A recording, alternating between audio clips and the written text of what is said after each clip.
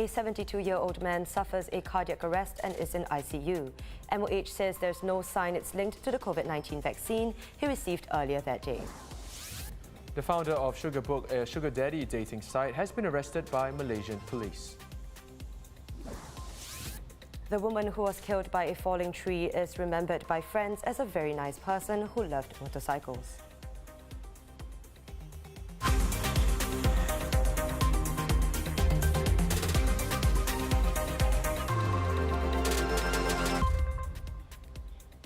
This is the Straits Times Newsnight. I'm Chao Suen. Good evening, I'm Dylan Ang. A 72-year-old male Singaporean patient has been admitted to ICU after suffering cardiac arrest on Tuesday night. He had received his first dose of the Pfizer-BioNTech COVID-19 vaccine on Tuesday morning. The Ministry of Health was alerted on Wednesday by the hospital. According to MOH's statement issued this evening, based on the hospital's initial assessment, there is no indication that the cardiac arrest was due to the COVID-19 vaccination. He had been assessed by trained healthcare personnel to be suitable for the jab prior to vaccination. In line with protocols, he was also observed on site for about 30 minutes post-vaccination and was well. Further tests are being conducted by the medical team to establish the cause of the cardiac arrest. The patient has a history of cancer, hypertension and hyperlipidemia. Nonetheless, the Health Ministry maintains that it is important to vaccinate and protect our seniors as they are the most vulnerable to severe disease and complications from COVID-19 infection. Seniors aged 70 and above who want to get the COVID-19 vaccine but have not received their invitation letter can now register their interest on vaccine.gov.sg. Appointment slots are being progressively rolled out and seniors will be notified by SMS when appointments can be made online. An update on the COVID-19 situation here. 11 new cases were confirmed today, all of whom were imported. There were no cases in the community or in the migrant workers' dormitories. Malaysian police have arrested Darren Chan, the 34-year-old founder of Sugarbook, a sugar daddy dating platform. Police said they are investigating the case for publishing or circulating any statement, rumour or report with intent to cause fear or alarm to the public, sharing offensive or menacing content and prostitution. Sugarbook attracted the attention of the public and authorities after it named 10 Malaysian public and private universities as having the most students who chose to become sugar babies and sought sugar daddies to finance their lifestyles. Malaysian regulators had earlier blocked access to the website, but Sugarbook then set up an alternative platform to enable users to access the blocked web page. Darren Chan told the High Court that he would give full cooperation in the probe. A 38-year-old woman who was killed after a tree fell on her in Marsiling Park this morning has been named as Ms. Lok Xiao Lee. She was a senior technical coordinator at MediaCorp. Known to her friends as DAG, she loved motorcycles. The SCDF said that they were alerted to the incident at about 8:15 a.m. and found a person trapped under a fallen tree.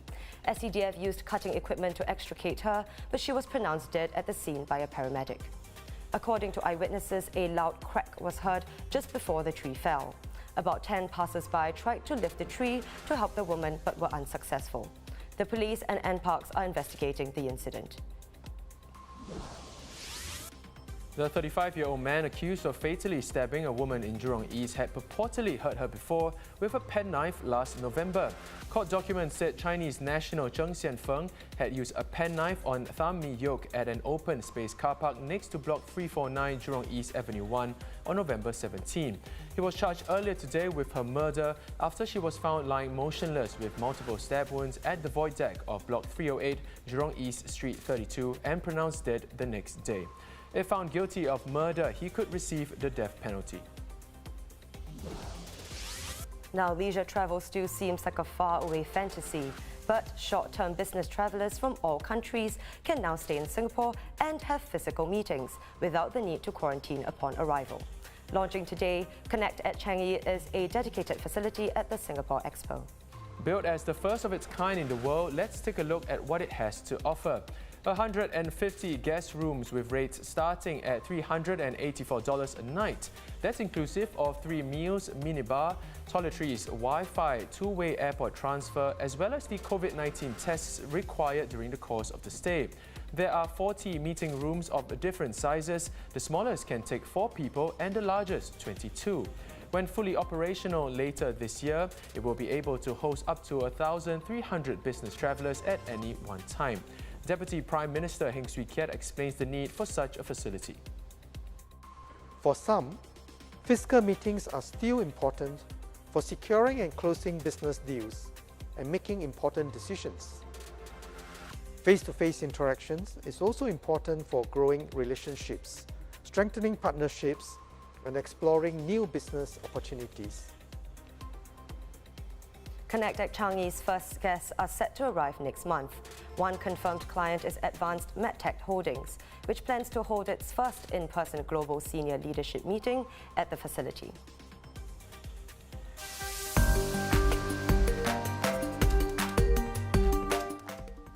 Let's take a look at what's been trending on social media today. Harboring dreams of becoming a K-pop star, well, the company behind South Korean band BTS has announced plans to find the next big sensation.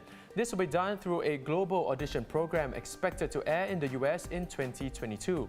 Big Hit Entertainment said it was teaming up with Universal Music Group to find, develop and train the new K-pop boy band, who will be based in Los Angeles. Time to get practicing, Dylan. Now, Time magazine has chosen 100 emerging leaders who are shaping the future of entertainment, health, politics, business and more for its 2021 Time 100 Next list. This year's covers are performer Dua Lipa, actor Maitri Ramakrishnan, athlete Marcus Rashford, Prime Minister of Finland Sanna Marin, fashion designer Taufa Clemens and author Britt Bennett. The list includes 54 women, among them notable names such as poet Amanda Gorman and actress Anya Taylor-Joy. The youngest person is 16-year-old Charli D'Amelio, a TikTok star. No longer able to take to the skies, but AirAsia is still in the business of transport. Transporting food, that is. AirAsia Food, the budget carrier's delivery service, is looking to spread its wings and land in Singapore. Making its first foray outside Malaysia, AirAsia's chief executive Tony Fernandes said in a LinkedIn post that his latest venture will be coming to Singapore with a roar.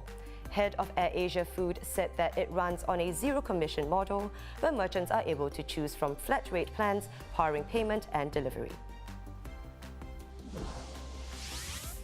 Quick look at tennis. Naomi Osaka and Novak Djokovic have sealed their places in the Australian Open final at Melbourne Park. Osaka will contest her second AO final in 3 years after a masterful semi-final performance against Serena Williams, which denied her a record-equaling 24th Grand Slam.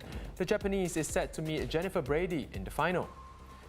On the men's side, top seed Novak Djokovic overcame stern resistance from Aslan Karatsev to cement his place in Sunday's final and will face either Daniil Medvedev or Stefanos Tsitsipas, who are due to face off tomorrow.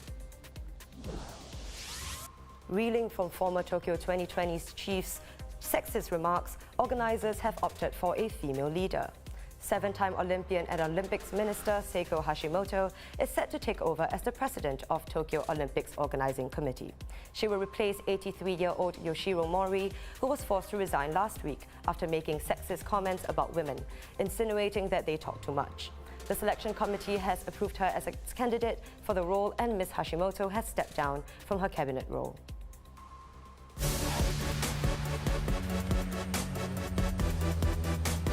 Before we go, can't believe it's already the 7th day of the first month on the lunar calendar, which means only one thing, it's Renri today.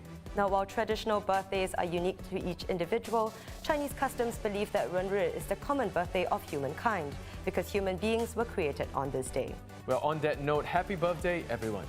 And that's the Straits Times Newsnight. Do visit straitstimes.com to see more news and videos. You can also subscribe to our YouTube channel by hitting the button below. Have a great evening. We'll see you tomorrow.